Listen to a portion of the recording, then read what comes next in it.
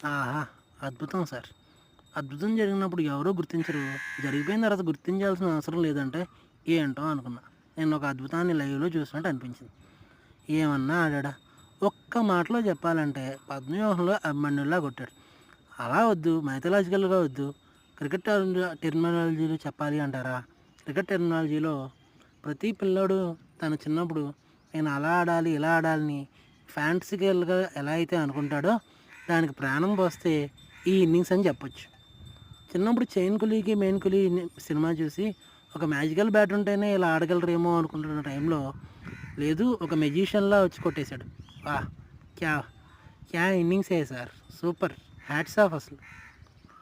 And next super star in making అనే రీతిలో తను అయితే ఆడేశాడు. అండ్ ఇంక ఇన్నింగ్స్ చెప్పిన తర్వాత ఇంకెంత పొగిడినా తక్కువే అని చెప్పాలి.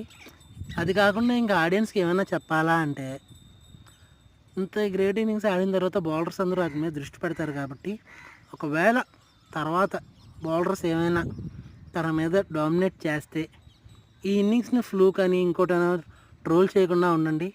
ఇలాంటి కుర్రోడిని ఇంకా ఎంకరేజ్ చేయండి. ఇది చూపించి మీ పిల్లలు ఇంకా యంగ్ టాలెంట్ని ఎంకరేజ్ చేయాలని మనస్ఫూర్తిగా కోరుకుంటూ ఆల్ ద బెస్ట్.